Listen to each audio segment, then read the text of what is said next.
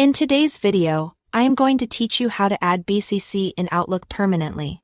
Before we dive in, a quick refresher: BCC stands for Blind Carbon Copy. When you add someone to BCC, their address stays hidden from other recipients, which is great for privacy and for larger group emails. It also helps avoid messy reply all chains.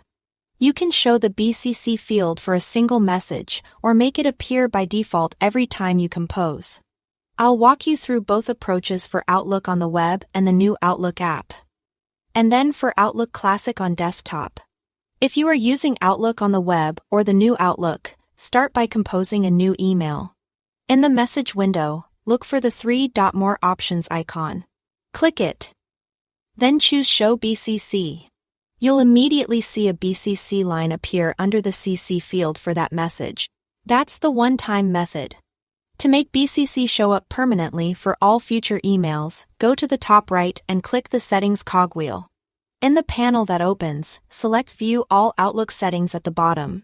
In the Settings window, go to Mail, then Compose and Reply. Find the option labeled Always Show BCC and check the box.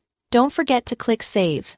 From now on, every time you start a new message, the BCC field will be ready and visible without any extra clicks.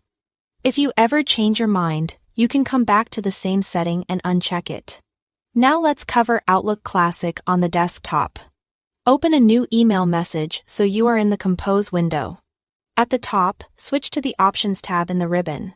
In the Show Fields group, click BCC. The BCC line appears instantly underneath CC.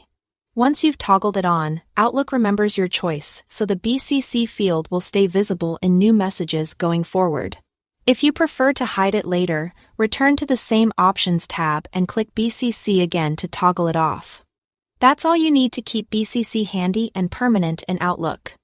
Thanks for watching.